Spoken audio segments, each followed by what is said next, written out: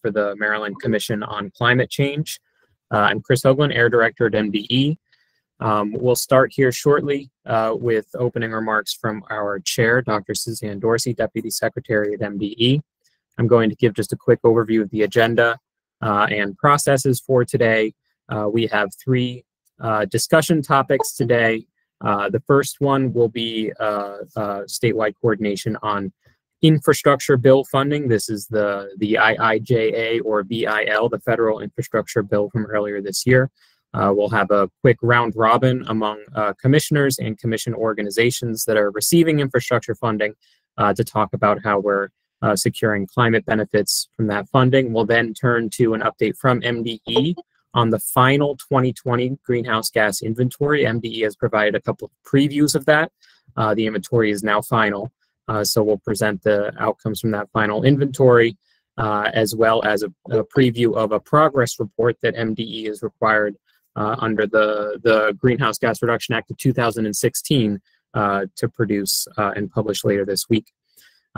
Then we'll turn to the third topic, which is the more recent federal legislation, the Inflation Reduction Act, and some implications for Maryland's climate plan.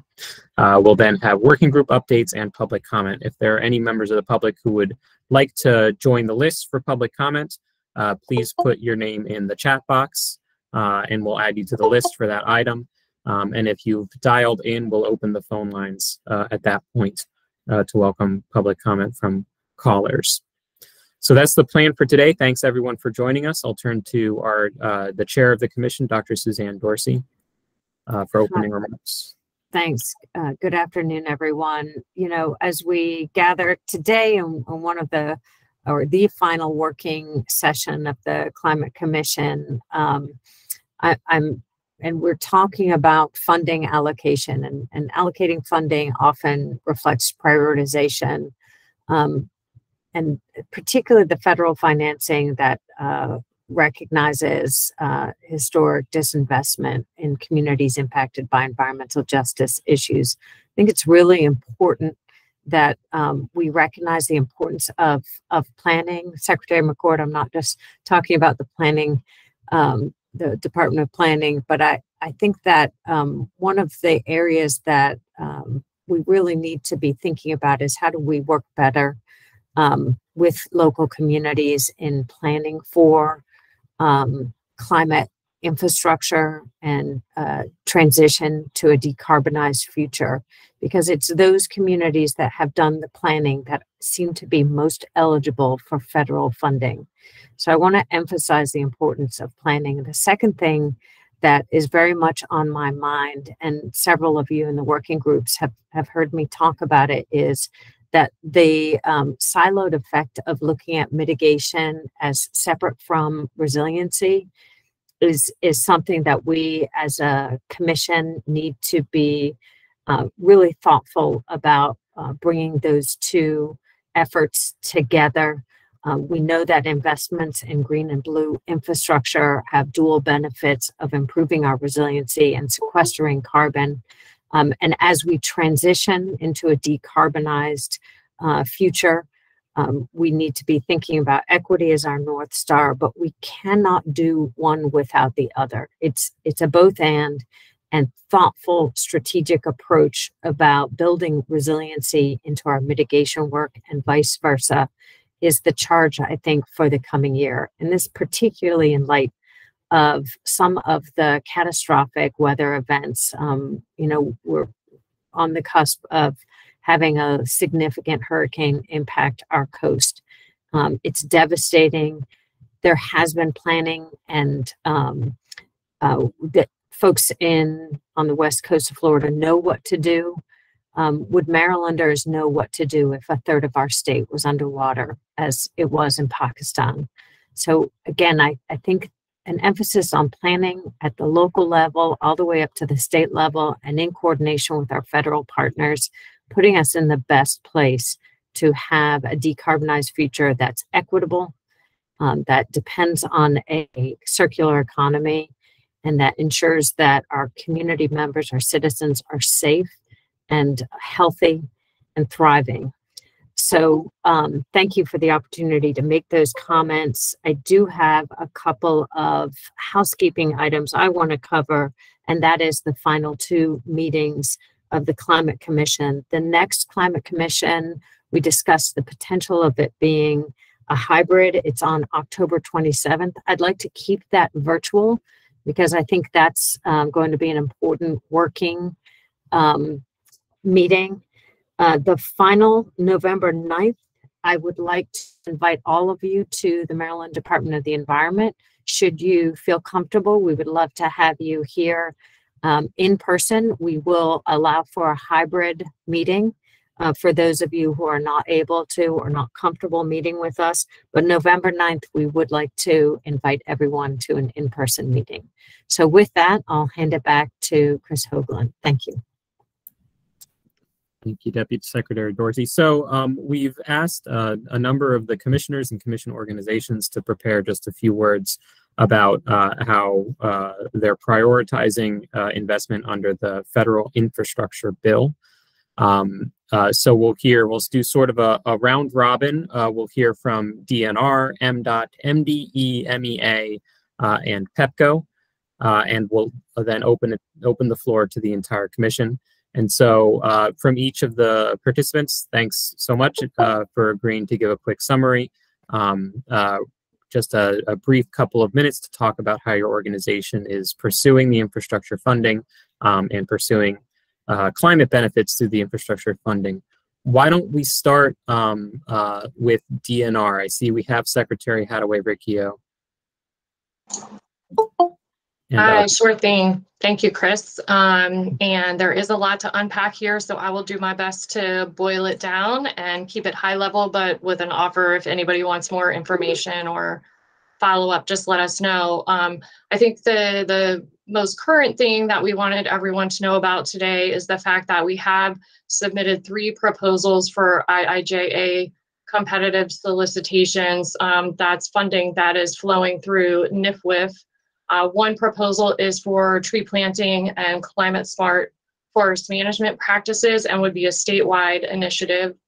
The second one is for restoration of a degraded tidal salt marsh habitat in the coastal bays, which is really important for species like salt marsh sparrow, but obviously has really important co-benefits when it comes to climate and resiliency as well. And then the third is a 7.5 acre wetland restoration and planting of new trees in a riparian corridor in the Severn watershed that is on protected state lands. So we're really pushing an effort at DNR to lead by example on our state-owned lands. We're also continuing our focus of trying to assist with increasing the capacity of our state and local partners. We'll be utilizing the Grants Gateway as an opportunity to garner ideas about proposals that might be ready for federal funding or that might be able to leverage some of the federal funding. We've also mentioned to this group the 2 targeted resilience areas that we have developed in the state so that we can do some pilot programming there, really landscape level projects that could also garner some federal funding. And then we have some specific initiatives on community-based capacity building that we're involved in that could really help with those local jurisdictions as well. Also, as a reminder, DNR houses the Power Plant Research Program, which is serves a really important function around renewable energy siting. So there could be some opportunities there for investment in energy infrastructure, looking at new transmission, supporting renewable and clean energy sources. Also, there is a study on forest soil carbon sequestration in Dorchester County that is being run through PPRP, which is another potential opportunity as well. So those are kind of some high-level examples of what we're doing. I know that Matt and Christine and Kristen are on the line if they want to add anything or if I missed anything important. And again, we're happy to follow up offline if people would like more details or more information.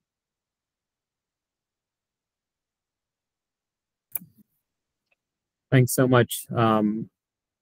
So we're going to hear about sort of a lot of variety of different items, right? It's a very large bill and providing funding for lots of different programs with different missions. So I think we may ask for just like break after each of the presentations for any initial specific questions, responses before moving to the next one, and then we'll have broader discussion at the end. So are there any questions for Secretary Hadaway-Riccio or comments about the DNR infrastructure funding that we just heard about?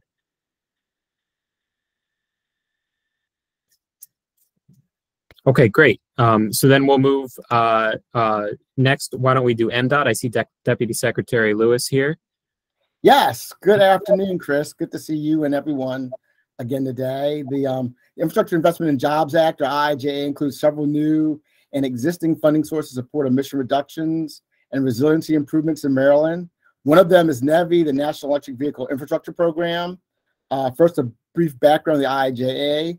The Iija includes all our transportation formula funding and is not all new money. The funding will go towards projects that were already included in our final FY 2022 to FY 2027 CTP, as well as our draft FY 2023 to FY 2028 CTP. That being said, Iija did create new programs like NEVI. I'll talk about a few of them. We got the green light to start the planning process for NEVI program sub-grantee rollout from the Federal Highway Administration and the Department of Energy Joint Office on September 14th.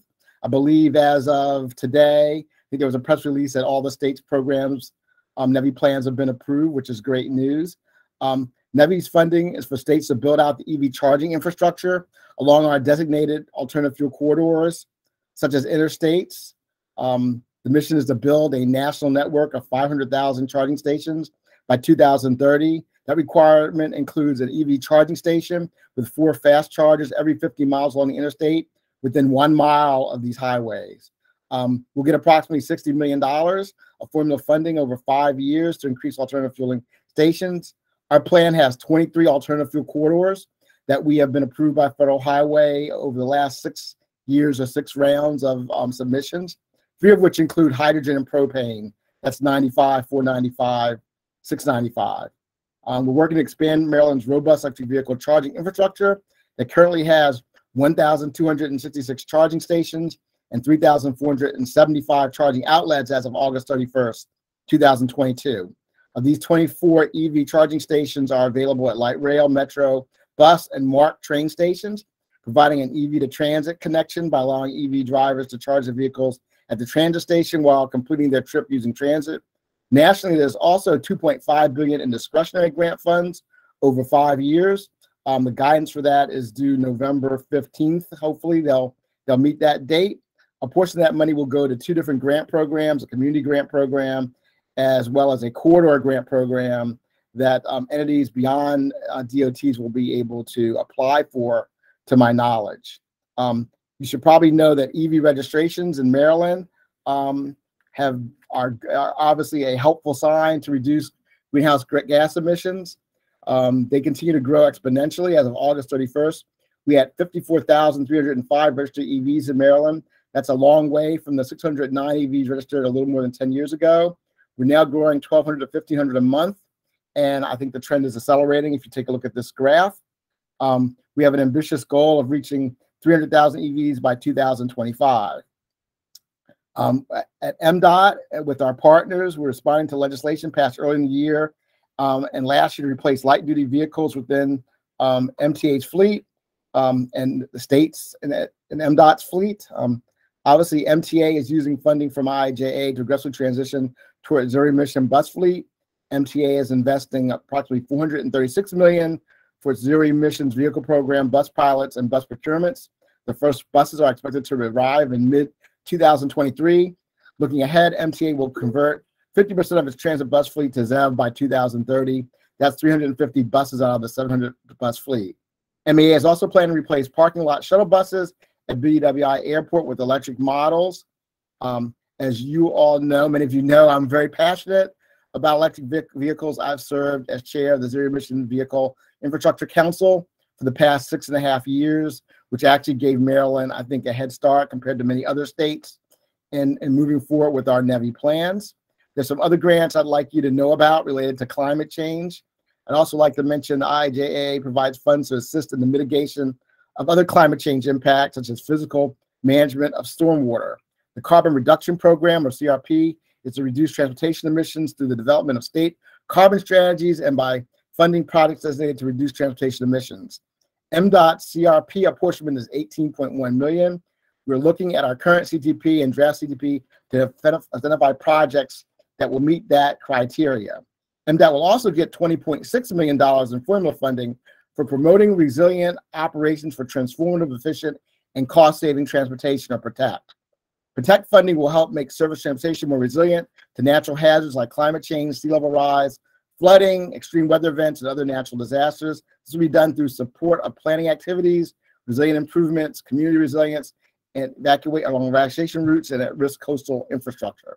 Specific examples include flood prevention and stormwater control upgrades, and lengthening or raising bridges. Federal Highway also awarded 3 low or no emission project selections or no-low grants here in Maryland. Prince George's County was awarded $25 million for battery electric buses and charges and microgrid construction. Montgomery County's Department of Transportation was awarded nearly $14.9 million to purchase hydrogen fuel cell buses and associated infrastructure. And MTA was also awarded $1.9 million for hybrid bus replacements in Anne Arundel County. I also want to highlight a few other ways MDOT is doing its part to reduce greenhouse gases by switching to all electronic tolling across the state and reducing congestion on roads. We're reducing the output of greenhouse gases. For example, a car operating at 25 miles an hour emits 25% more CO2 per mile than a car operating at 50 miles an hour or less CO2 than a car working at 50 miles an hour. Also, MDOT's Urban Tree Program awarded the first grants this year. The funding is being used to replace trees in communities where transportation construction projects have impacted tree cover. I know we've specifically worked with local politicians and community groups along the Purple Line corridor to make sure we're leveraging opportunities to plant more trees. The money also will expand tree cover in areas affected by urban heat islands related to environmental justice issues. So thanks for that time. I know I covered a lot really quickly. Look forward to any questions. Thanks, Deputy Secretary Lewis. And we do have a question. We have a hand up from Chairman Pinsky. Thank you, Chris. Earl, in terms of the either 50 million or 60, you said 50, the slide said 60 million over 5 years. It's actually, if you take, it's about 60 million, but it's like 58.5. We Okay. take out the set aside that DOT holds on to at the federal level. So anyway, it amounts to 10 to 12 million dollars a year for infrastructure. My first question is, how are you going to split that between level 2 and level 3 chargers? In other words, how much are you going to put the superchargers, which I think are game changers, particularly on the interstates? You know, I think if our state is friendly and has a 20-minute or 25-minute ability to charge an EV, it's going to bring more tourism and more people willing to go through our state. So how does that break down? And over the course of a year, how many do you expect to install? So your question is right on point, Senator Pinsky. Fortunately, the federal government in their wisdom requires that all the chargers that are installed within a mile of the interstate be fast chargers. They have to be at least four 150 kW rechargers at each station. And again, we have to meet the requirements of making all of the alternative fuel corridors compliant with the federal standards before we can spend money outside the corridors. They, as you may be aware, back in May, they actually changed the criteria. It was within 5 miles for the first 4 rounds of alternative fuel corridor nominations, and then they changed it to 1 mile. The good news about that is that we were able to get 23 corridors in Maryland based on the 5 mile requirement. But then we changed to 1 mile. We're grandfathered. So we now have the funding from the federal government. Obviously, it requires a 20% match to build out the infrastructure along all 23 corridors.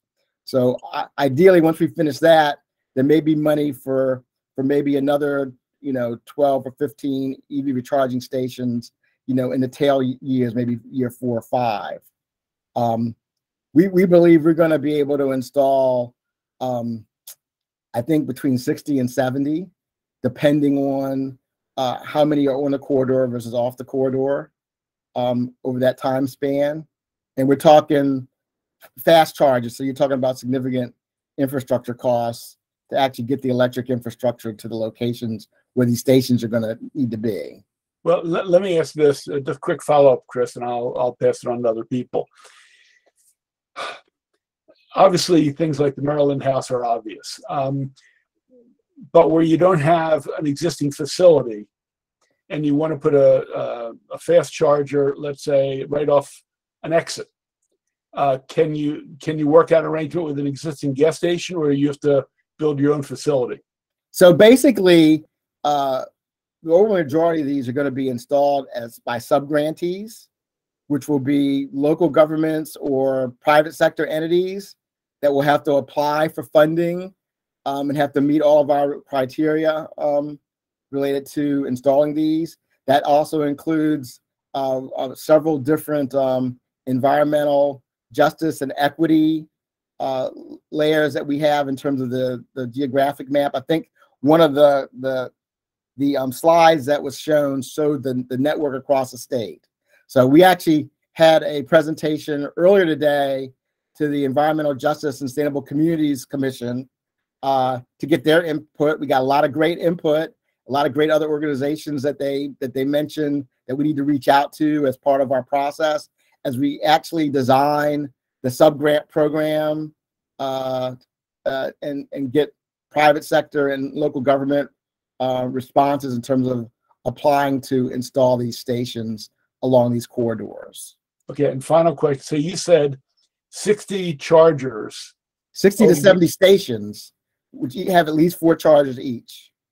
Okay, so that's 15 stations among our 23 corridors over the next 5 years. Oh, no. So it's 60 or 70 stations that will have at least 4 chargers each. Okay, so you're talking 240 to 280 chargers. So 60 stations among our 23 corridors? Yes, every 50 miles. Okay, thank you. It's all right. And again, we have a lot of work to do. We've got 1% of our registered vehicles in the state. So we're still in the early years of this, but obviously we're going to need to be more aggressive. And we're hoping for private sector contributions. One of the unique parts of this grant program is that the federal government is going to allow the private sector entity to own the asset, the chargers, after it's installed. So that means that we should be able to, ask a lot of the private sector entities that are going to be the state's partners in building out this infrastructure. Thanks. We have another question or comment from Mike Powell. Yes. That's 2 questions, really. One, you mentioned the 300,000 goal. Have you compared that to what the California CARS mandate would be for us? Is that going to be, are we going to have to raise that goal, lower that goal, or what is it? Well, the 300,000 was basically tied to the original California goal. I think the question is that, are we going to be more aggressive than that? But the 300,000 goal is the current goal for 2025. Just sort of like a point of reference, the 60,000 goal was for the end of 2020. We're actually probably going to hit that goal, come real close to it by the end of 2022. So you can say we're 2 years behind. Obviously, the pandemic had an impact on that, and the ability of the private sector to offer models that were models of EVs that people were willing to purchase. The good news is that we're going to hit 60,000 by the end of 2022, and we're hoping that we're going to continue with some exponential growth to get us close to or to the 300,000 goal by 2025. But that is an aggressive goal. But similar to the 2020 goal, we stuck to it. We're a couple years behind, and we're hoping to be able to catch up for the benefit of the air quality in the region and other important issues. But is the 300,000 consistent with the new California goal that will be adopted, or is it? just the old California goal? So that Go ahead, Chris. yeah, that was an older goal that we set some time ago. The new Advanced Clean Cars 2 regulation that California just finalized is sort of longer term. It takes effect in model year 2026, Mike. So it's mostly going to be after the 2025. Yeah. I mean, model year 2026 vehicles can be sold in 2025, but that's generally a longer term. Yeah, I was thinking more in terms of the trend, right? Yeah. If we've got 300,000 to meet that goal, will we be on the trend to meet the California cars requirement, the new one that we're going to adopt? Or are we going to have to adjust the whole slope in order to get what we need to get for the new standard? It's a good question. We're going to be looking at annual EV deployments of the next agenda item. So maybe we can pick that back up, Mike, when we're talking about the progress report. Okay, and then just one follow-up question. What's the process for the DC superchargers? Are there an RFP for it? Is there open grant program? How are you doing?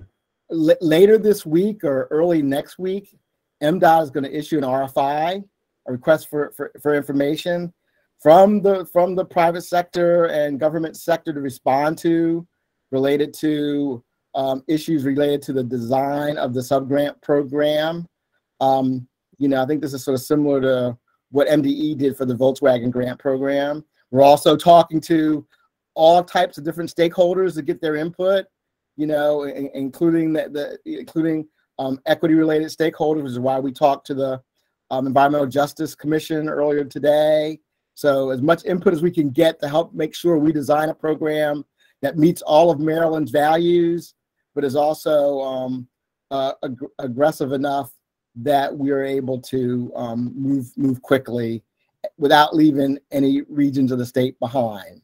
So we'll have to figure out what is it going to take to make sure that we get responses in equity areas, for instance, where there may not be as many EVs, and the private sector might say we're not going to make as much money for our investment there. Well, the federal government, with help from the state, is subsidizing you in this, so we expect you to meet our goals and values, and we have to lay all that out in how we design and communicate that subgrant program. Okay. Yep. Thanks. We'll have time to adjust it since it's a multi-year initiative. We can learn from the experience in the first and second rounds. We can also learn from the experiences of other states that are doing the same thing, and that's going to be important. Okay, great. Thanks so much. So we have a couple more to get to. Thanks very much, Deputy Secretary Lewis. Oh, yeah. Transportation is about 70% of the federal infrastructure bill, so there's a lot to chew on there. Oh, yeah. But next, we'll move a bit to water. With MDE, most of the money we're receiving is through the water-related revolving funds. We're joined by Jeff Fretwell. Hey, Jeff, who manages the state's investment there. Good afternoon, Chris, and members of the commission. Thanks for having me. So I'm here to talk about, like Chris said, the state revolving funds. The BIL did appropriate more than $43 billion nationally for the clean water and drinking water state revolving funds over 5 years. The funding is flowing to each state through their existing state revolving fund programs using federal allocation formulas. So each state gets a certain amount of the money based on existing formulas that EPA uses. In Maryland, MDE manages both the clean water and drinking water SRF programs, and will be receiving more than $800 million over the 5 years. The funding is split among 5 different buckets. There's clean water base program. This is all the normal clean water SRF program eligible uses. 49% of that funding has to be for loan forgiveness in disadvantaged communities. There's the drinking water base program. This is the normal drinking water SRF program with all of the eligible uses. And again, 49% of that funding is also for loan forgiveness in disadvantaged communities. There's clean water, PFAS and emerging contaminants funding, and drinking water, PFAS and emerging contaminants funding. That's 100% loan forgiveness for either of those buckets in any communities. And then last, there's the drinking water lead service line replacement funding, with 49% of that being for loan forgiveness in disadvantaged communities. The first year of SRF funding that Maryland's receiving is approximately $144 million. States are required to go through a public solicitation scoring and ranking process to allocate this funding. Draft funding lists are sent out for public comment. States then apply to EPA to have the funding awarded after they've gone through this process and identify the projects they intend to fund with the federal funding. And EPA has to approve the state intended use plans that list the specific projects that the states intend to fund. EPA has encouraged the states to use their existing application processes, scoring systems, et cetera, to administer this funding. In Maryland, we did use our existing process to identify some of the federal fiscal year 22 projects for the clean water. This is for the clean water and drinking water base programs, approximately 76 million of the $144 million in first year funding. This includes $25 million in loan and $21 million in loan forgiveness for clean water projects. There's 18 projects we've identified to fund in 12 local jurisdictions. Also within this clean water bucket, to Deputy Secretary Dorsey's point earlier, we do now have a new 2% set aside that we're allowed to use for technical assistance to small and disadvantaged systems that we intend to use. This funding will be awarded to one or more entities to provide this technical assistance to disadvantaged communities, small jurisdictions, to help them identify and develop projects and ultimately apply for funding. On the drinking water side, we've identified 11 million in loan and 16 million in loan forgiveness for the first year. This is in 9 different projects in 8 local jurisdictions. All of these projects were identified using the statewide competitive funding process that we administer. We receive approximately 3 to 4 times the amount of application funding requests that we're able to fund annually. So it is a competitive process. And we allocate funding using, we allocate funding using an integrated project priority scoring system. This is an EPA approved scoring system that we administer. Some highlights just for awareness of what we prioritize in that system is nutrient reductions to help the state meet the Chesapeake Bay TMDL as well as local TMDLs. Public health and safety benefits. This can include stormwater projects that provide flood control, safety-related type projects, compliance-related efforts for consent orders and permits, and this can also include dam repairs, climate mitigation, adaptation, and resiliency, including resiliency of treatment works, energy use reduction or alternative energy generation, participation in the National Flood Insurance Program, community rating system, reducing the risk of flood or coastal hazards in communities identified as at risk in the most recent state hazard mitigation plan. So those are all different things that we look at when we're scoring applications. It's all on our website. We send it out to our interested parties list, and you can see what we are prioritizing, what points you can get for different things. We do adjust that every couple of years. We do plan to adjust it again before the next solicitation in December to incorporate some additional criteria related to climate benefits of projects, additional types of eligible projects that aren't currently on our funding list, like wetlands projects, and also to incorporate MDE's environmental justice screening tool. We currently have a set definition for how we define communities as disadvantaged. We plan to expand that to include the criteria within the screening tool that was released over the summer. We have not allocated federal fiscal year 22 money for lead service line replacements or PFAS. At this point, we plan to have solicitations in the next couple of months for those funding sources.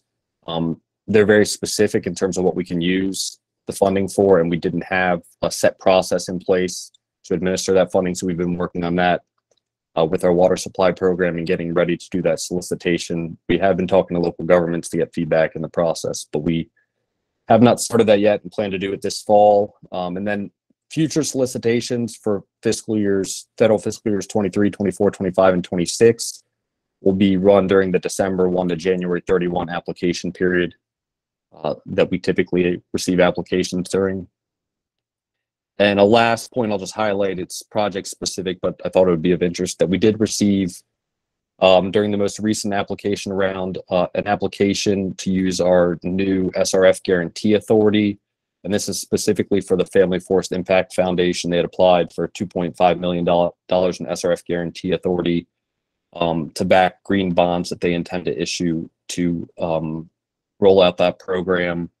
They're seeking to enroll 500,000 acres across Central Appalachian region into their Family Forest Carbon Program. And we would be backing the Maryland portion of that project, which is what we'd be allowed to fund. That's my summary. I'm happy to take any questions. Thanks very much, Jeff. Questions from any commissioners? That's an example of one of the areas of the infrastructure bill where, like many others, it's providing funding through existing vehicles. So it's sort of up to the state to incorporate things like climate change and environmental justice in new ways. So glad to see, Jeff, that we're doing so with the revolving funds. If there are no questions for Jeff, we can move to MEA. We don't have Director Tung today, but Chris Rice is here to describe a bit about energy funding, energy-related funding. Chris, I see you unmuted. We don't hear you yet.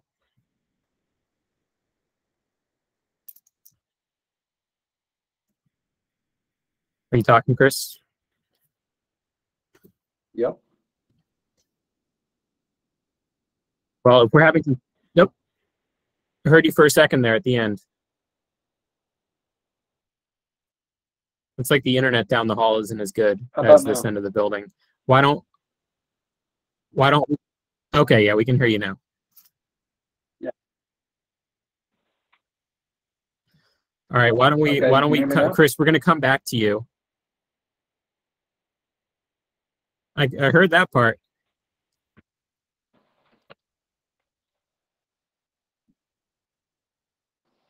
I don't know, man. Yeah, okay. Well, why don't we, Chris, why don't we come back to you? Let's skip ahead to the utilities. Utilities are getting a lot of funding under the infrastructure bill. And I understand we have Will Ellis. I see both of you. Thanks, Chris. And just for folks' knowledge, we tried to combine what both PEPCO and BGE are doing. We don't want to obviously represent what the other utilities are doing, but in terms of the Exelon utilities, that is what Will is going to be presenting on. Excellent. Thanks, Ann. Can you all hear me okay? We do hear you well. Excellent.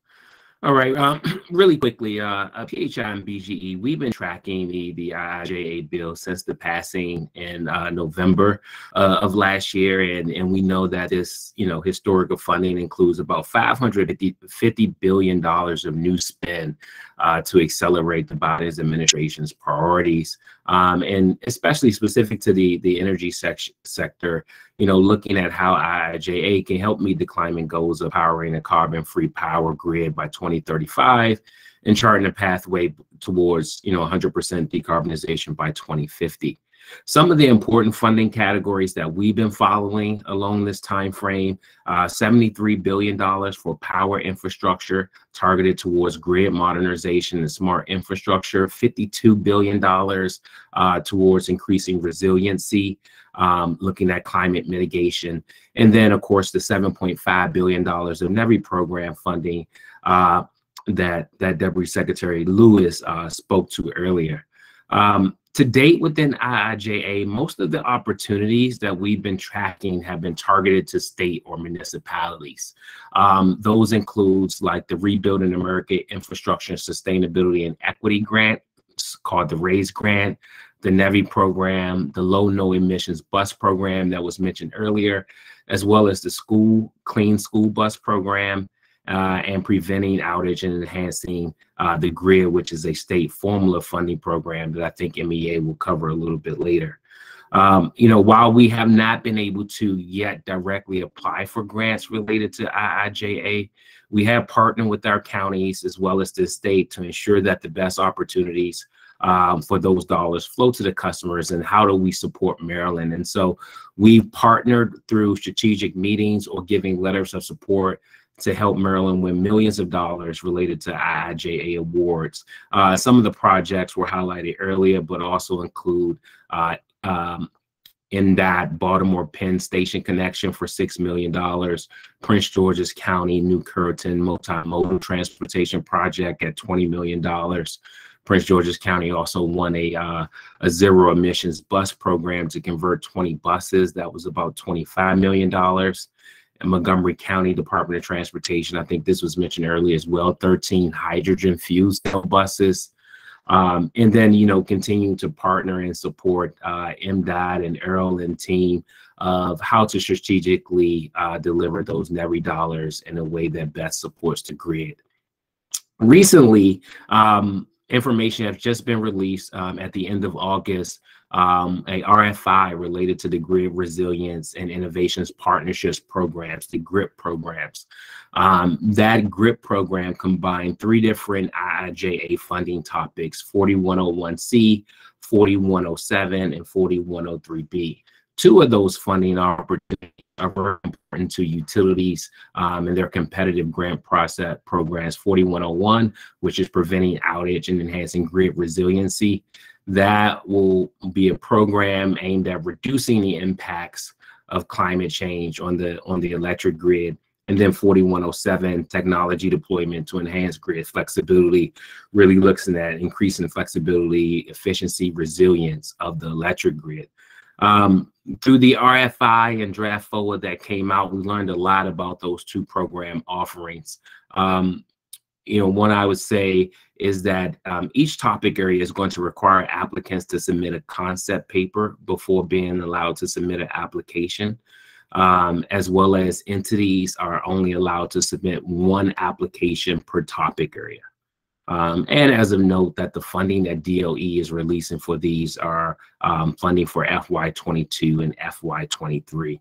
So this RFI has allowed utilities to really start to think through what are the eligibility requirements, things like program caps. 4101 would have a cap of $100 million in grant funding at a 50% match, at 100% match, and 4107 would have a cap of a $30 million grant at a 100% match as well.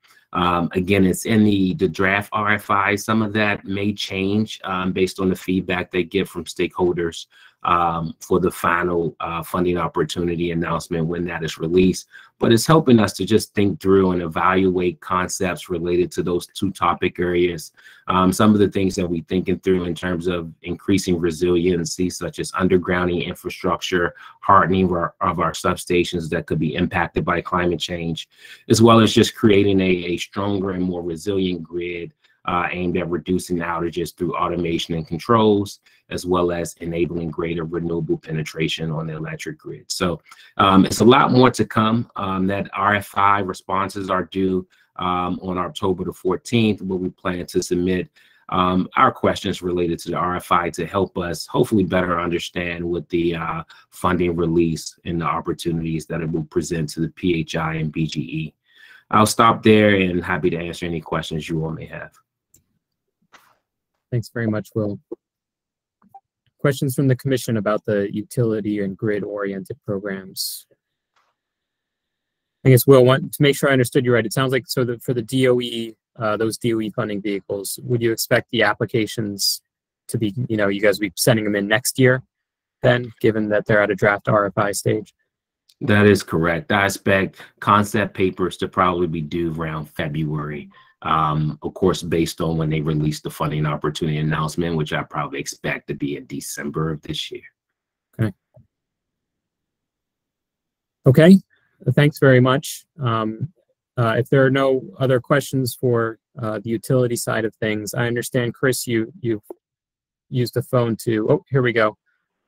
Question from Dr. Dickerson, Russ, about miles of pipe replaced. Is this perhaps gas pipe, Russ? Yes, that's what I meant. Can those data be made easily accessible and public as the infrastructure is being replaced? So perhaps under the STRIDE program, Russ? Well, from all of the programs that replace the aging infrastructure, the delivery system. I will say to that you know, the commission, the Maryland Public Service Commission, did open up a public conference related to IIJA funding. So I believe there's just going to be a greater level of transparency related to IIJA funding if we are able to win any funds in terms of the benefits that is ultimately going to bring to the residents of Maryland. But if there's anything particular, Russell, that you have in general that you would know, you know, feel free to contact me offline or Ann, and we can see, if we can get you that information. Yeah, so Russ, I think you're talking about the STRIDE program. That's where the infrastructure is replaced on the gas pipes. And there are reports that BG&E has to submit regularly to the PSC that might have that information. So let us touch base with them, and we'll get back to you with public information that we can share. Thank you very much. Perfect. Great. Thanks. Thanks very much, Will and Ann. I understand, Chris Rice, you dialed in. We have some redundancy in place. Can we try again? Can you guys hear me? We do hear you now. Yeah, thanks. Awesome. It's a joy dealing with our internet sometimes in our building. There's no rhyme or reason to it, so I do apologize. So there's a lot going on, and it's sort of a deja vu for a number of us in my office, because we were around during the ARA days, the American Recovery, American Recovery and Reinvestment Act. So there's a lot of partnering and a lot of collaboration going on, and really the way we're approaching this is we want to leverage resources to maximize the energy and climate benefits to the state. And we're, as I said, we're actively coordinating with multiple organizations, including state agencies, utilities, energy project developers, communities, regarding current and upcoming Iija related funding opportunities. To that end, one of the things that we've done recently is we've added a federal opportunities link to our homepage. And the page provides a high level information and describes a process by which you can contact MEA if you're pursuing a federal grant opportunity and you wish to contact us about it for technical support or support in general, brainstorming, and we've had a number of folks come through that email address. To date, we have partnered with organizations requesting over $170 million to the federal government applications in, and some of them have been awarded. I'm going to stop there real briefly. Apparently the internet is really messed up in our area, and I just lost connection with my computer. Can you guys still hear me? Yep, we still hear you. Okay, great. So a few of the entities we've partnered with. One is a carbon capture entity connected with a cement factory here in Maryland. We've supported them and made a $600,000 commitment contingent upon award to a carbon sequestration project through the DOE grant fund, geologic site characterization and analysis. That's approximately $9 million application. We've also partnered with a company called Groundswell. They're an organization that is pursuing DOE Renewables Advancing Community Energy Resiliency Proposal, which is a RACER grant. And that builds upon MEA's efforts. We provided a grant to Groundswell to conduct site assessments in Baltimore City and Montgomery County. And this work identified sites and host organizations for resiliency hubs that can support local communities with key comfort services, i.e. cooling centers, cell phone charging, medication, refrigeration, etc. During power outages. Another one that we have partnered with, Deputy Secretary Lewis mentioned the Montgomery County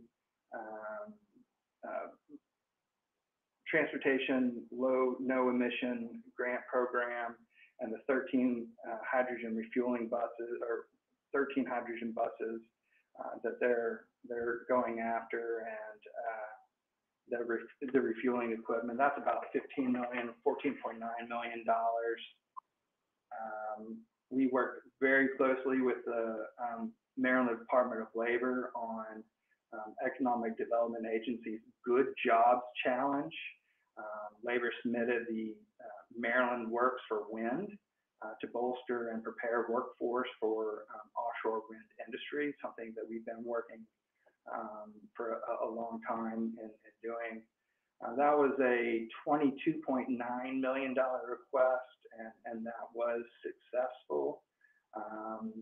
We've been working with U.S. Wind, an offshore wind developer, as well as Sparrows Point, for funding for the Maritime Administration to upgrade the berth and set up facilities at Sparrows Point to accommodate wind turbine monopile production and to support OSW in general. So $32 million federal request. It's about a $53 million investment total.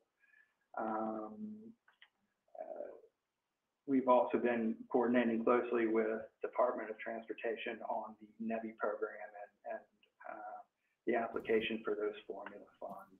A few other areas of interest. Thanks, Chris. And I'm sorry, we're running a bit behind, so appreciate it if you could conclude. Yeah, okay. I'll just open it up to questions then. Okay, thanks. So we'll open to the commission as a whole for discussion, in particular questions on the energy side of things and the projects that Chris mentioned that MEA is coordinating on. Okay. Yeah, David Smetic. Thanks, Chris. I'll be brief because I know we're running up on time. When it comes, I'm curious, and thank you, other Chris, for the great overview from MEA. I'm a little curious on some of the flexible funds. I was just poking around on the great federal opportunities site that you mentioned on the MEA landing page, and references to the state energy program and the energy efficiency conservation block grant programs. I know that those applications and some of the information is starting finally to flow from DOE on those, and those flexible dollars are really exciting from a perspective, from my perspective, of creating some new innovative decarbonization work or leveraging them with existing programs that are really successful. Do you have like just a 30-second or a 1-minute pitch on how MEA is looking at those two, the SEP and the EECBG programs, and the flexibility associated there, and what you're looking at to leverage those funds for? And then the other piece of it is how the public can engage with MEA on their plans for those flexible dollar programs. Are there going to be public meetings or comment opportunities for people to engage with when it comes to those dollar opportunities? Thanks. Yeah. Great questions. Actually, SEP and ECBG and hydrogen were my next course of action in this discussion. So SEP allocation, that's about $8.8 million. There are currently 2 areas that we're looking at for those dollars. That would be a school energy management and planning for low, no carbon school capacity. And then the other, one of the other ideas that we've been tossing around is street lighting replacements. And in both those scenarios, we ran pilot programs in FY22 to sort of prime the pump, so to speak, with the local school districts as well as the local governments and nonprofits and state agencies on the street lighting replacements. And people can work with us and provide ideas and their thoughts through the federal web or email address, David, that I mentioned earlier. It's federal.mea@maryland.gov. And then on the EECBG, that's actually going to be extremely small, David. It's not going to be like the ARA allocation. We're looking at maybe $4 million coming into our shop, and those EECBG, that's energy conservation and block grants for communities. And so the federal government allocates, there's $150 million for that. And the federal government allocates funds based on formula to the 10 largest jurisdictions in Maryland. And then MEA will be running certainly a smaller grant program for efficiency with the remaining jurisdictions in Maryland. As I said, David, that's going to be pretty tiny. It's at $4 million. So it's not really going to go that far. But again, people can certainly provide shoot an email through that the federal.mea.maryland.gov and provide ideas, questions, and the like. Great. Thanks so much, Chris. And I'm afraid we're running a little bit behind, but those are important programs to discuss. So I think we'd like to move to the next agenda item, where MDE will be presenting the final 2020 inventory. We'll be hearing from the climate program here, Mark and Vimal. You'll recall you've received a couple of previews of the 2020 inventory. This is now the final one, as we got the last remaining data sets in, and it's now posted on the website. So Mark, I'll hand it off to you. Thanks, and I'll ask Kim on our team if she can share screen and put our slides up. Apologies, I'm not able to. I must be locked out somehow. Never mind. I'll put them up here. No worries, Kim.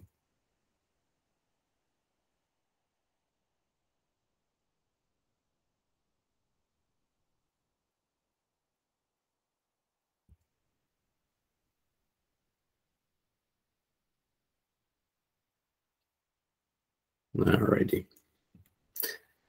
So, hey everyone, Mark Stewart, Climate Change Program Manager at MDE. We're going to tag team this presentation a little bit, and actually I'm going to turn this over to Vimal, our Technical Division Chief, for the first part, which is the very exciting announcement that Maryland has achieved its 2020 goal, and Vimal will walk you through our inventory. Okay, thanks, Mark. Am I loud enough? Can everyone hear me? Okay. So like Chris said, we presented draft results of this back in March, and that was to the MWG, not to the commission. And those were draft results. At the time, we were still waiting for final 2020 data, specifically on fuel use consumption from United States Energy Information Administration. And that data became available in the summer. So now we've got the final data here for you today.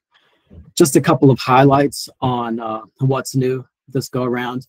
First is the inclusion of the 20-year global warming potential. And just to describe that briefly for those that might not know, our greenhouse gas emissions inventory is a combination of number of greenhouse gases. And those emissions of those gases are rolled up into a single number, but those emissions can't simply be added up. They have to be weighted by their warming impact. And that's where the global warming potential, or GWP, comes into play. It's basically a weighting factor that allows emissions of different gases to be equated based on their warming impact. However, since the gases have differing lifetimes in the atmosphere, their relative impact differs based on the time horizon being considered. So this 20-year versus 100-year is specifically speaking to the time horizon under consideration. So in switching to the 20-year GWP as required by CSNA, greater weight is given to the gases with shorter lifetimes, namely methane and HFCs. So our inventory now presents both. It has the 20-year emissions for comparison against Maryland goals, also continues the 100-year emissions to allow for comparisons to the nation and to other states. The second big highlight is a collaboration between the University of Maryland and NASA in creation of a high-resolution forest carbon monitoring project that combines remote sensing and forest ecosystem modeling. And we're actually the first state to include this level of precision in the forest carbon fluxes of our GHG inventory. And just to put it briefly, previous or existing techniques involved monitoring of field plots on a multi-year scale and extrapolating those changes to the state boundaries based on land cover. Whereas now UMD, is, in collaboration with NASA, is able to provide a full spatial coverage of the state, as well as annual specificity, including things like weather, disturbances, and new growth. Third major update, and I'll put the links in the chat actually. So the inventory spreadsheets are now posted on our website. Oh, Susan already got it, thank you. But I've got two other exciting links to share, which, so we've got our data now. The greenhouse gas emissions are now accessible on Maryland's open data portal. So it's more accessible than going deep into the spreadsheets. And just minutes before this call, the open data team was able to approve these two interactive visualizations. So now you can go through and drill down, select different GWPs, select different gases. Those are brand new, fresh. And in the coming days, we'll get those graphs embedded within our webpage. And also roll out a final inventory documentation report covering the emission trends and a full list of the updates. Next slide, please. So the major highlight is that we achieved the 2020 goal. This graph, the blue lines are blue dots in line are showing the historical inventories. The orange circles in line are showing the GGRA goals, the Greenhouse Gas Reduction Act goals of 25% reduction by 2020, 40% reduction by 2030. And the red line showing the new goal, the Climate Solutions Now Act goal of 60% reduction by 2031. And so, you know, we met the 25% goal with 30% reduction. And again, that's based on a 20-year GWP. Using a 100-year GWP, that emission reduction is slightly higher at 33%. And that's because a larger chunk of the reductions are from carbon dioxide. And so giving greater weight to the other gases brings that percent reduction down a little bit. And then just a final note on COVID impact. So of course, 2020 was impacted by COVID. The impact was primarily seen in the transportation sector. And when we account for this, we still see that the state would have surpassed the 25% reduction goal, even if COVID had not occurred in 2020. Next slide, please. So this is a chart showing the sector contributions to the state's gross emissions. And again, this is based on the 20-year global warming potential. So you see that in previous iterations of this pie, compared to previous iterations of this pie, the waste management and the industrial processes and product use categories now make up a larger piece, with increased weight now being given to methane and HFCs. Transportation still accounts for a third of our gross emissions. Electricity is down to a fifth. And RCI, or residential, commercial, industrial fuel use, makes up about a sixth of the gross emissions. Go ahead, Mike.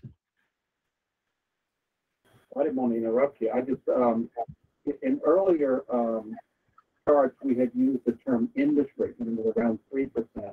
Here it's industrial processes and product use at 9%. Can you tell me how the category has changed? Yeah, so that's, the numbers haven't changed there. What sectors we're accounting for in that category has not changed. We just clarified the name of that category. So it's not just industrial processes like cement manufacturing or iron and steel manufacturing, but a large piece of that is HFC emissions, which is from product use. And so those have always traditionally been included in that category. It's just, we clarify the name of that category since the product use piece of it makes up a larger piece. Gotcha. Thank you. Sure. Yeah, so next slide, please. So first, starting with the largest contributor there from the pie, the transportation sector. So within this sector, on-road vehicles make up 80% of the transportation sector emissions. And from 2006 to 2020, the emissions have decreased by 16%. Now, most of that is largely due to COVID-related impacts. If we break that time period down from 2006 to 2017, we're seeing a 4% reduction. So the thing to note there that rollover of the vehicle fleet to newer, more efficient models has outpaced population growth, and so just to put that 4% reduction through 2017 into context.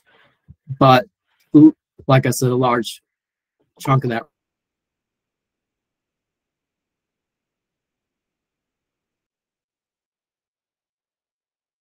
I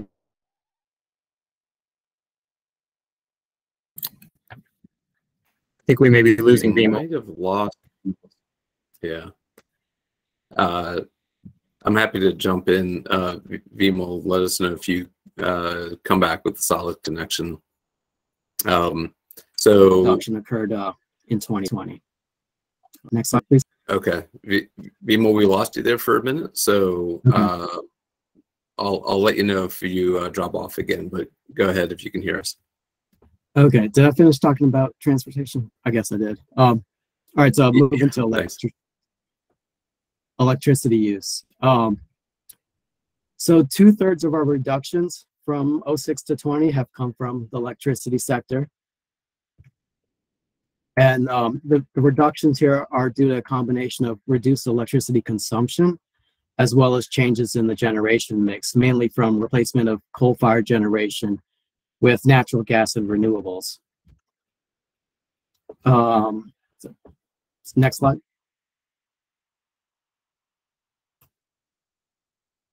Okay, and this is the RCI, the residential, commercial, and industrial fuel use. What we're seeing here is that the largest reduction is from continued reduction in coal use in the industrial sector. Residential fuel use emissions have decreased modestly, outpacing population, perhaps pointing to improved fuel use efficiency.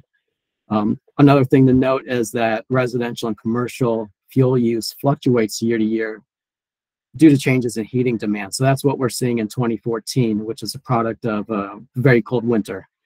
And I'll just note that while 2020 was a mild winter, so was our baseline year 2006. So they're pretty much directly comparable. Next slide, please. Right. So the waste management sector. What we're seeing here, some modest reductions from the landfill emissions, and this is both due to landfill gas collection systems coming online, as well as reductions from just closed landfills and aging waste, with producing less methane over time. Next slide. So here's that industrial processes and product use sector, which is a combination of, like the title says, industrial processes and product use. The reductions here are largely due to the closure of the Sparrows Point steel mill, which is that dark blue at the bottom that kind of disappears after 2011. And what currently makes up the largest piece of the sector is the use of hydrofluorocarbons, which are primarily for cooling and refrigeration. And these emissions have increased as HFCs have replaced ozone-depleting refrigerants. However, we expect the HFC emissions to be reduced through phase down through our recent state regulation as well as federal regulations. Next slide, please. So the fossil fuel industry emissions here, we're accounting for coal mining or coal industry. So it's the coal mining as well as emissions from post-mining transport of the coal. Largest contribution here is though the natural gas industry, and this includes both the distribution, transmission, as well as pipeline fuel use, which I'll explain in a bit. So 70% of these emissions are methane. So what you're seeing here is a combination of methane and carbon dioxide. 70% are methane. And there's been modest reductions in methane emissions from the natural gas distribution system. 30% of the emissions, however, are carbon dioxide emissions from fuel use at the natural gas transmission facilities, as well as LNG export facilities. So the large recent increase that you're seeing from 2017 to 2020 is from the startup of LNG export activities at the Cove Point facility, which began in 2018. Next slide. So here we have agricultural emissions. I'll note here that the agricultural soils here is accounting for nitrous oxide emissions. It's not including carbon fluxes in the soil, which are instead accounted for in the forestry and land use category, which will come up in a bit. Emissions in this sector have remained fairly constant since 2006, or compared to 2006. Next slide, please. Okay, so here we have the forestry and land use sector. So this category is a net sink of emissions. So it's not factored in our accounting of gross emissions. So that's why we're showing it last.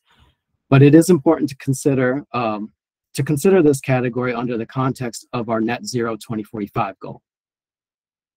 First, point out the positive and negative values on the y-axis. So positive, the values above zero, are net emissions, and the negative values, which are the larger chunk of the sector, are representing sequestration or the removal of carbon from the atmosphere.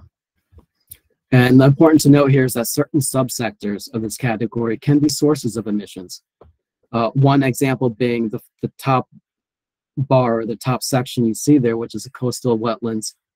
So that top bar is showing that coastal wetlands, which are typically a net sink. They sequester carbon, but they also emit methane. So under a 100-year GWP, they are typically a net sink. But this graph is applying a 20-year GWP, which basically coastal wetlands becomes then a net source of emissions.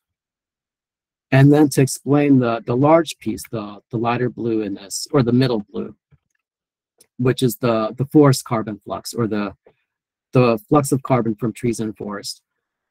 The year-to-year variability that you're seeing there in the forest numbers actually points to the strength of our new high-resolution forest carbon monitoring product. The variability is actually the precision of accounting for annual weather and annual disturbances. And so in 2014, what we likely had was favorable conditions, just the right conditions for good tree growth. And I believe that's the last slide for my part. Yeah. You want, oh, Delegate Stein. Thank you. Just to follow up on your last point about tree and forest carbon sequestration. So you're saying the big decrease was a function of weather, not sort of new estimates of what is the actual sequestration value of the state's trees and forests? So yeah, just to clarify on that, the new methodology, the new data product, that high resolution modeling and monitoring from UMD and NASA, it was applied to the entire time series. It's not showing up in any one particular year. So that's the entire time series is representing the new data. If we look at the long term from 1990 to 1920, we do see an increase in the forest biomass. In these years shown here, it looks relatively flat. And that's because, we're just picking out the inventories in the inventory years in this graph. And the point I said about 2014, the reason that there was more growth seen in that year is due to weather. But the methodology also picks up losses from harvesting or construction, as well as gains from new plantings and such. Okay, thank you. Thanks, Vimal. So Vimal is by far our expert on how Maryland looked from a GHG perspective in 2020. I've been spending a lot of my time looking at 2031, our new target year, and the progress that needs to be made to hit our new statewide goal for that year. So as everyone here knows, at least as we've described to the Climate Commission before, in 2022, Maryland's GHG reduction goal changed from a 40% reduction by 2030 to a 60% reduction by 2031 from 2006 levels.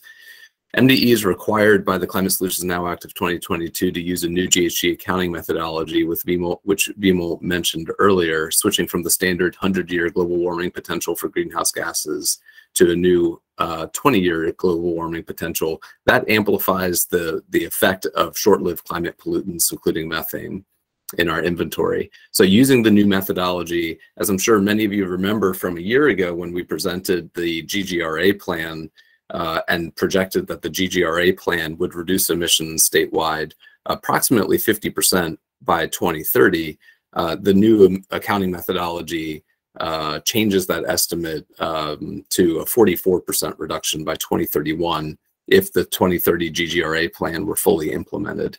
So what I'm going to show you in the next few graphs are sort of these key progress indicators, important emission drivers within the plan. And what I'll be showing is progress toward GGRA plan goals. And very important to keep in mind that if the state were to simply achieve its GGRA plan target levels, it would, we think, lead to about a 44% reduction in statewide emissions by 2031. And clearly that is off pace from meeting the 60 by 31 goal. So keep that in mind as we share these. So again, the green bar that's shown in each of these following slides is the target level specified in the GGRA plan for certain emission drivers. This first one being zero emission vehicles. As Vimal mentioned, we've got 35% of the 2020 inventory was transportation. On-road gasoline consumption is the biggest single source of emissions in Maryland. So we know that the transition to zero emission vehicles is a key component of the current climate plan and of future climate plans for Maryland. As Deputy Secretary Lewis mentioned earlier, we're just a little bit off track from meeting the specified levels in the plan, though importantly, COVID impacts were significant in terms of vehicle availability beginning in 2020 and dragging into really now. We still see some supply chain limitations across the board with vehicles. So we do think that there was a COVID impact here. In-state clean electricity generation, a little bit below GGRA plan levels, and that is primarily due to two causes. One, across the PJM interconnect, which is, Maryland is one of several states that's part of PJM. There's been a backlog of projects receiving approval from PJM for connection to the grid, right? And a lot of these projects are renewable energy, wind, solar, battery storage projects. So that PJM backlog has prevented the development of some projects. They're working on a new system to be able to fast track some of those projects that are most ready to be implemented. So we're optimistic that some of that backlog will be relieved within the next couple of years. But we also had in the GGRA plan the assumption that we would have a clean and renewable energy standard, or CARES, which has not yet been enacted in state law. So that's part of the trajectory that you see here in terms of the growth of renewable energy projects projected for Maryland. Fuel use in buildings, essentially, as Vimal indicated, from the emissions perspective, we have a relatively constant gross amount of fuel that is used in our buildings despite growth. So the good news here is that buildings statewide, commercial and residential, there's a sign that they are getting more efficient because we are using the same amount of fuel for an increasing number of buildings statewide. However, of course, the GGRA plan projects that we should have decreasing emissions levels from those buildings, or decreasing fuel use levels in those buildings as we transition increasingly to electric heat pumps for space heating and water heating. The one other quick note on this graph, you might notice, wait, why is that green bar higher than all of our, historical years of data? And that's because in the modeling, it was indexed to 2014. And if you look back to 2014, and again, that was a cold weather year, we use that as a fairly conservative assumption about fuel use in buildings going forward. So that's why the green bars appear to be a little higher than they should be for these projections. Methane emissions are tracking well for GGRA plan projections. Here you can see the sort of breakdown of methane emissions from different sources adjusted for the 20-year GWP. And then this is kind of the summary slide, which we've shared before, but worth sharing again. Quick orientation here on the left side, we just have our adjusted baseline inventory. So the original baseline, of course, we were using the 100-year global warming potential. So you see a little bit of an elevated baseline because of the shift to the 20-year GWP. In the middle, you've got our 2020 inventory results, achieving a 30% reduction based on the new accounting methodology by 2020. And then looking ahead, the adjusted GGRA plan projection is that it would achieve a 44% reduction in emissions if the state fully implements every aspect of the GGRA plan.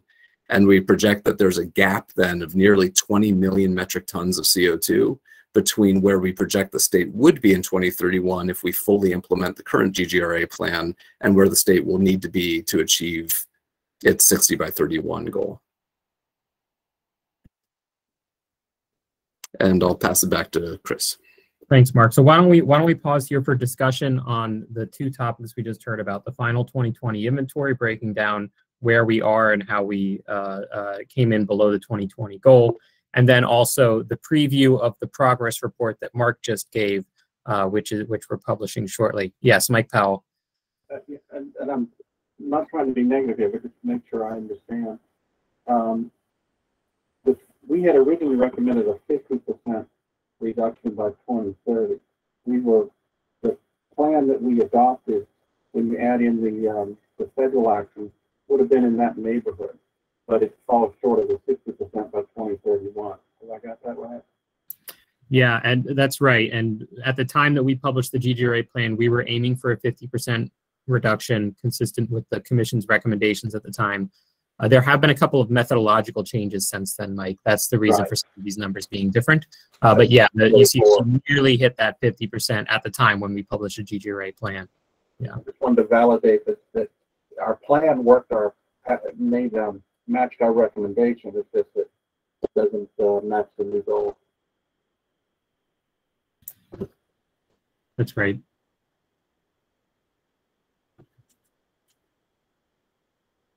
Okay, any other questions, comments on the 2020 greenhouse gas results and the preview of the progress report that MDE is publishing this week? Okay, so we can keep moving. We're running a bit behind on time. So what I'm going to suggest we do is we take this agenda item, which was going to be a quick item from MDE about Inflation Reduction Act expectations.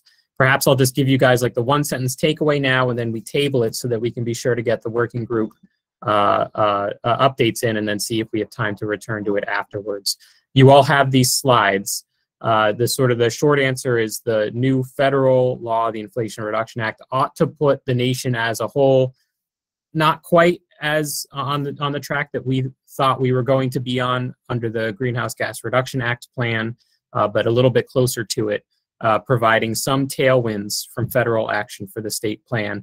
However, based on our analysis, we still need to do lots of new big things to achieve the new 60% by 2031 goal, despite the new federal investments that will help a lot, but we'll still have more ground to cover as we all work together on a plan to achieve the new goal in the next year. So we can come back to these details if we have time later. I think just since we're running a little behind, I'd like to table this if there are no objections and move to working group updates. And I'm seeing a thumbs up from our chair. First, unfortunately, Charmaine Brown, our co-chair and head of the climate justice team, was pulled away, but she'd like to convey that the climate justice team is working with the other working groups to evaluate recommendations with an equity lens before they come to the commission, and they're looking forward to reviewing the recommendations that they have not yet seen from the working groups that are still working on them. So then we'll move to the other working groups, and why don't we go alphabetically and start with adaptation and resilience. Secretary Hadaway-Riccio and other facilitators. Great, thank you, Chris.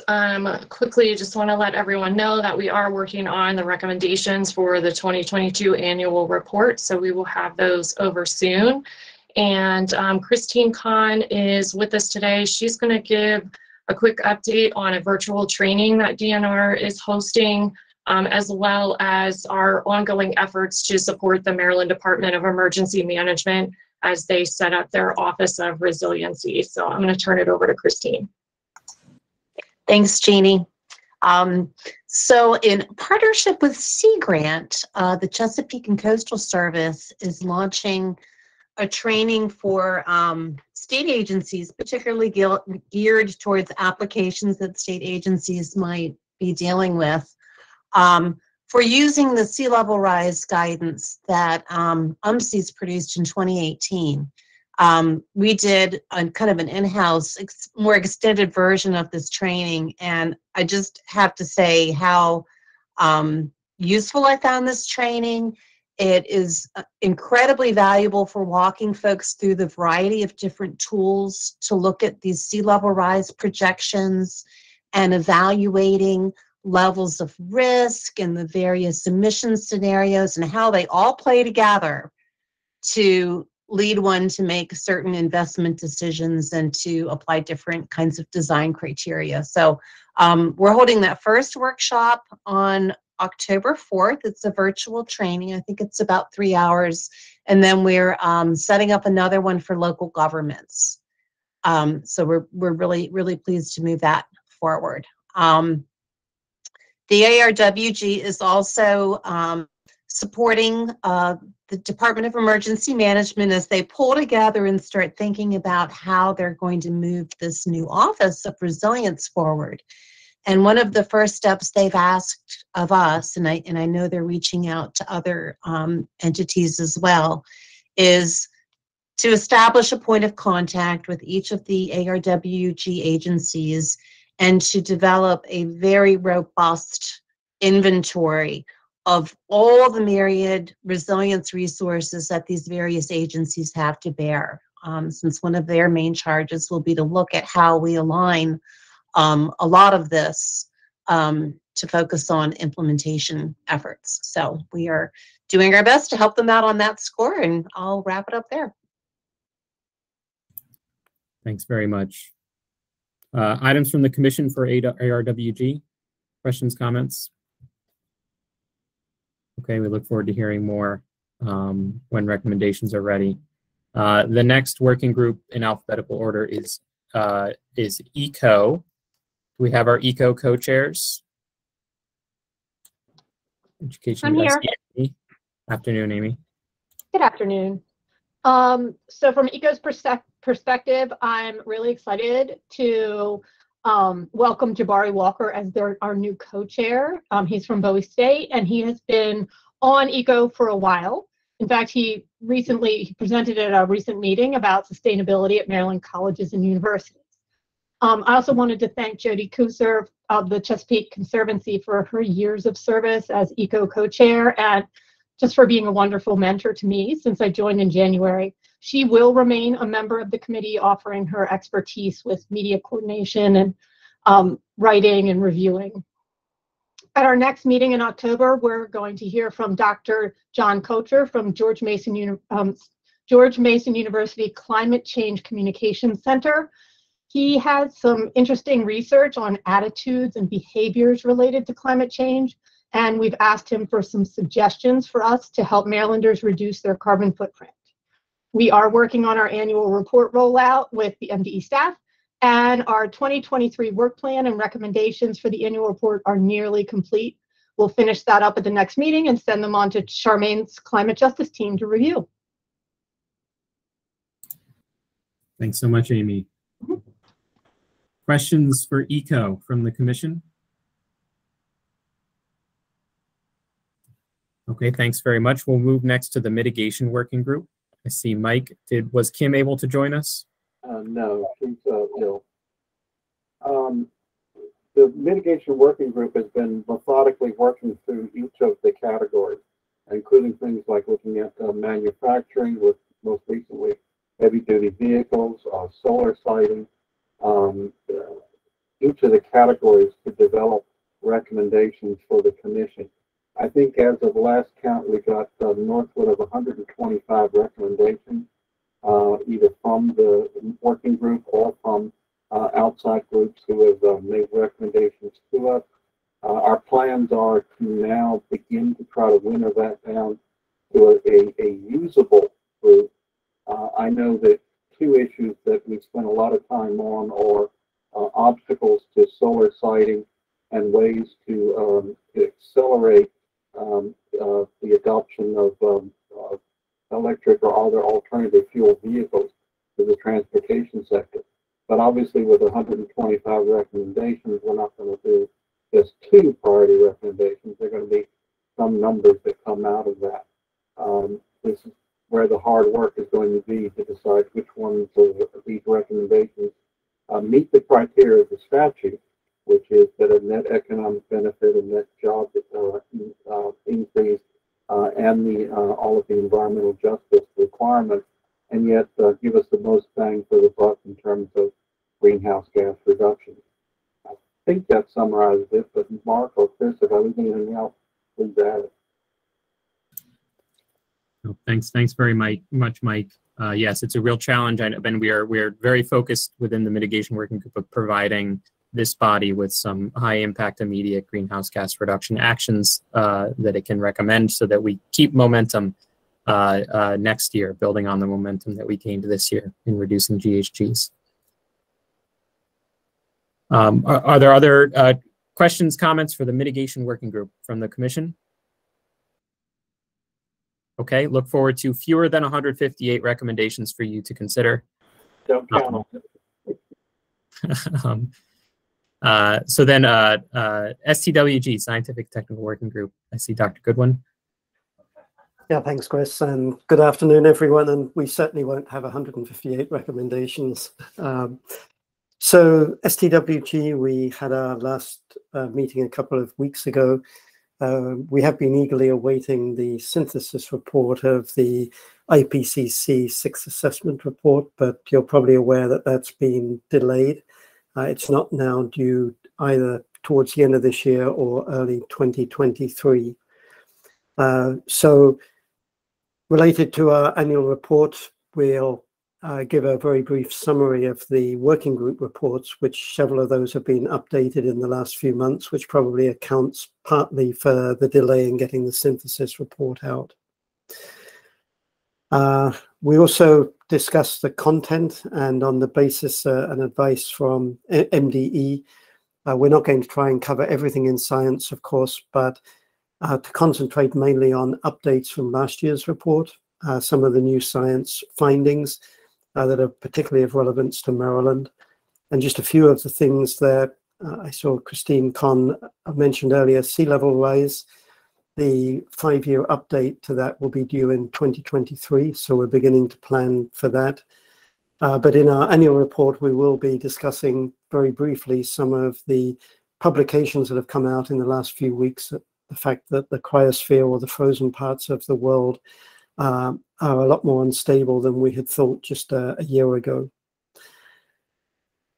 There was also a very interesting paper that came out on the energy transition globally a couple of weeks ago that we're taking a look at to see if that rises to the value of being mentioned. And for those of you who haven't seen it, it's listed on our webpage. So we're currently looking at recommendations. We'd like certainly to have less than 5 recommendations this year. And again, the discussion was to try and make those actionable during the next year rather than aspirational. So with that, I think that's all. I don't know if Dr. Dickerson or Dr. Kirshner have anything to add. Did I miss anything from the last couple of months' effort?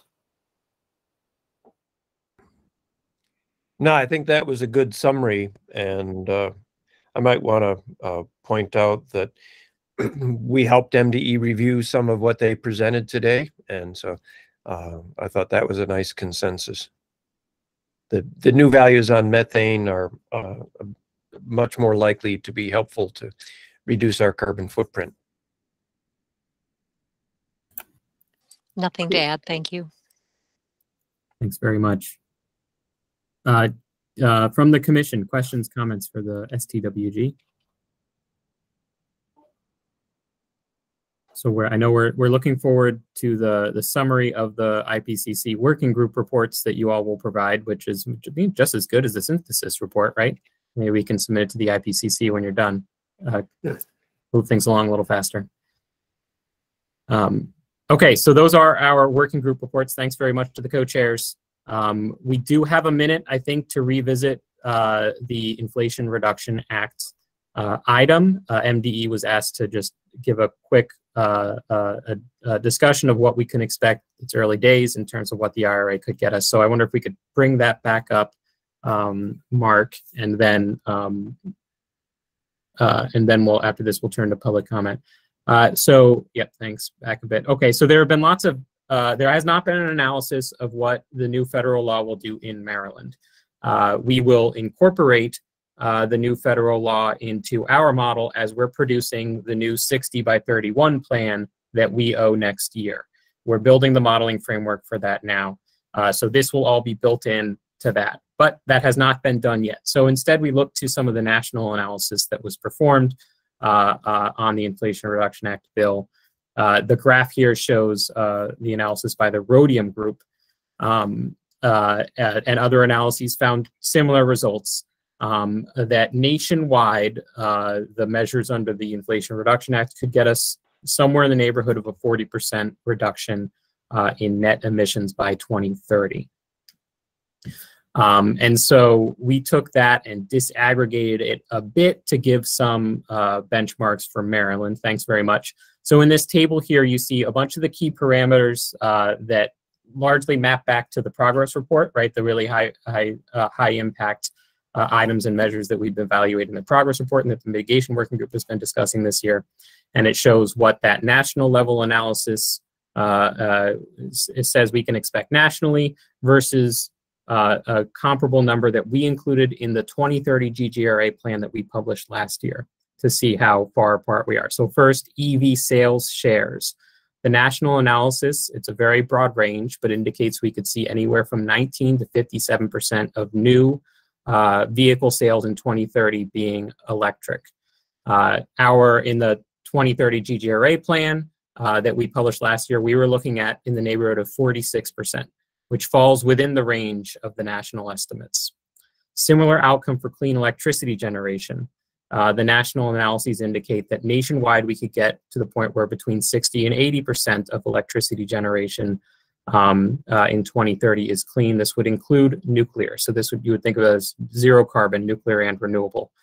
Electricity generation in the GGRA plan, we were looking at 75% under a clean and renewable energy standard that's similar to what we would expect under the current RPS, the 50% RPS, plus 25% of our electricity roughly comes from Calvert Cliffs. So again, within the range of what to expect at the federal level.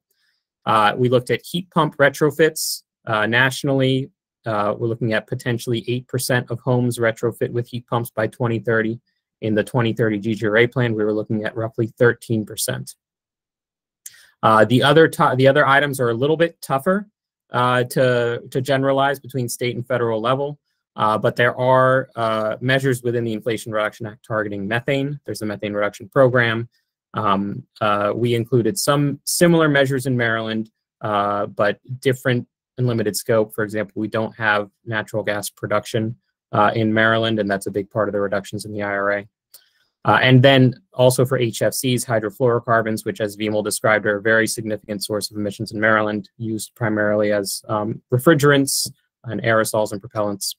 And there was funding in the IRA to implement the AIM Act, which was a different federal law from last year, phasing out the use of HFCs, which followed our state level regulation a few years ago, phasing them out and complements it and covers different sources. But so generally, what we found is that, we're looking like our plan from last year is looking in key parameters falling roughly around what we could expect nationally under the Inflation Reduction Act national analyses. They kind of match up relatively well.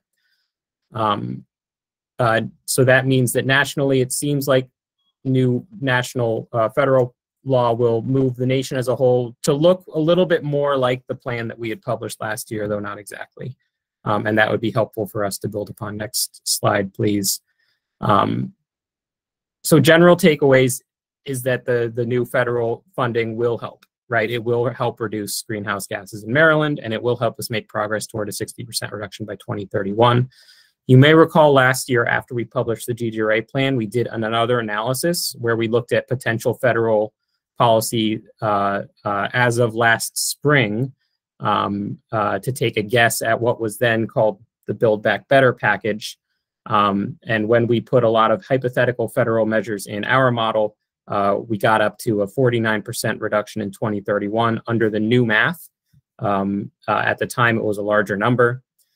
And so that was an example where we were looking at what ended up being, more ambitious federal action than we ended up seeing in the IRA. We thought we were getting in the neighborhood of 50% statewide when you put that on top of state level efforts. So the IRA did not end up being quite as ambitious as what we modeled last year as federal action.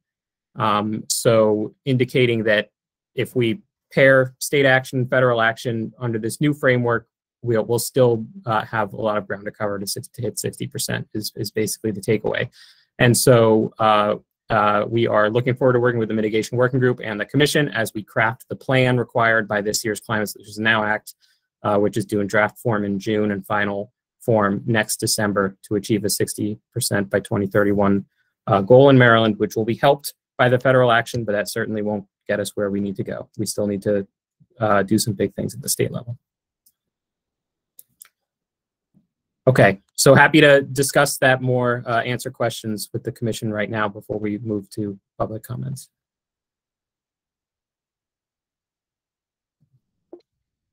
Yes, Delegate Stein. Thank you, Chris. With respect to the estimate of the percentage of homes that will be retrofits under the IRA, do you have any estimate as to what that translates, assuming Maryland homes are retrofit with funding under the IRA in a proportional way? Do you have a sense as to how many homes that translates to?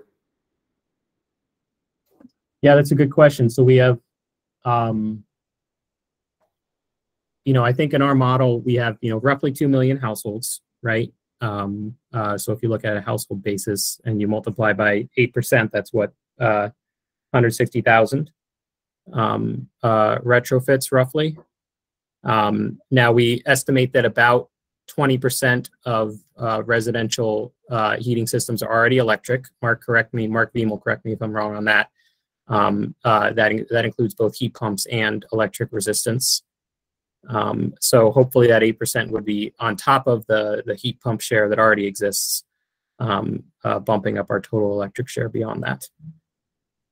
Okay, thank you. Yep. And that's what a huge source of uncertainty is, that's one of those consumer uptake measures, right? The IRA provides incentives to do so, but ultimately it's, of course, it's voluntary for anybody to take advantage of those. So we have to do what we can to get awareness and make sure people take advantage of those resources. And actually, if you don't mind, a quick follow-up to what you just said. So does that, well, my understanding was the IRA provisions, especially in the home energy side, require states to develop implementation plans before those benefits can be rolled out to the public. Is that right? We'd have to look through that. There is funding that, for example, EPA is going to provide to implement climate plans, requires the states to do climate plans first. For the funding directly to households and to contractors, I'm not sure if that is the case or not, but others who are more familiar with the bill, please, Mark. There's The tax credit that starts on January 1, 30% tax credit for installing heat pumps and other measures. Separate from that, there's up to $14,000 that'll be available for electrification retrofits for low to moderate income households. However, that funding needs to be allocated to the states, to state energy offices like MEA. And I think that we need to wait for further guidance to know exactly how that money will roll out to homes and contractors. So the state tax credits won't require regulations to be issued by the states, but you're saying the rebate program may very well. The federal tax credits are, independent of the state, and my understanding is available. Actually, I read one article that says they're actually available now. You can apply in your next year's taxes, but confirm that with your tax accountant before you go ahead and make your purchase by the end of 2022.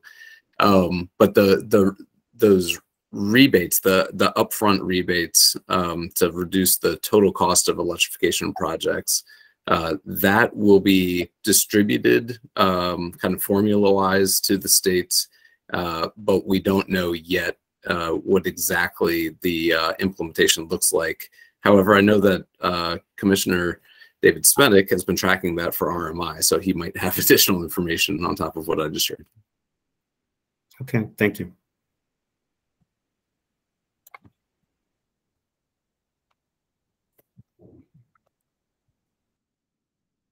Okay, well, thanks. Any other questions, discussion on the Inflation Reduction Act? As I said, we'll be hard at work translating that into specific Maryland outcomes to incorporate into our analysis as we develop the 60% by 2031 plan. So I believe that takes us to public comments. We have 10 minutes remaining. Any members of the public, please put your names forward. Jeff Silva, we have your name on the list. And so I think we'll start with you, and then climate team, let me know if I'm missing anyone else who put them forward. But first, Jeff Silva. Jeff, welcome. Good to see you. Hi, thank you. Can you hear me? Yes, we can hear you. Wonderful. Thanks again for this opportunity. MDE's 9/27/22 slideshow, the 2020 greenhouse gas emissions progress towards future goals and the Inflation Reduction Act, says the transportation sector is the worst greenhouse gas pollution sector in Maryland. According to Governor Hogan's bipartisan infrastructure law implementation in Maryland slideshow, he has proposed an expansion of the Chesapeake Bay Bridge and will erroneously spend $440 million federal dollars to start this mistake. Well before that expansion reaches the end of its service life, we know that the Eastern Shore's tourist attractions will be unappealing because of the consequences of climate change. Also, the expansion won't be built using untested and expensive low-carbon concrete and steel for high-elevation dynamic structures. Overall, the Commission should recommend to the Governor that no money is to be spent on projects that increase the number of vehicle miles traveled, particularly to destinations that will be permanently damaged by climate change. I have tried to contact the Governor directly, and I'm sorry that I have to bother you about this, but the Governor does not, his office does not take phone calls from the public. I have not gotten any, all you're allowed to do is leave your name and your phone number, and somebody from the governor's office will call you back. I've never gotten a call back. So I'm sorry I have to bring this up. Please let the Governor know that we live in a democracy. Thank you. Thanks very much, Jeff.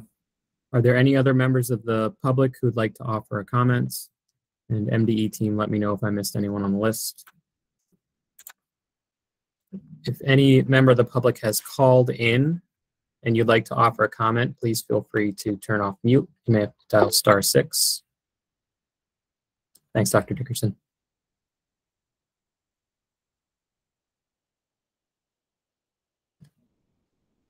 Okay, thanks. So that then concludes public comment.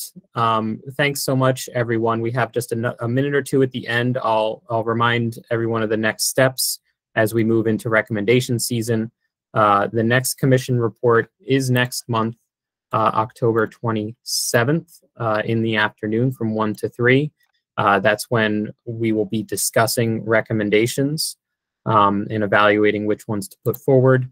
And then the final commission meeting before the annual report is Wednesday, November 9th, also in the afternoon. And as Dr. Dorsey mentioned, we are hoping to welcome anyone who would like to join us in person at MDE and then hold that as a hybrid meeting. And that will be when we are approving the annual report and the recommendations it contains for the year.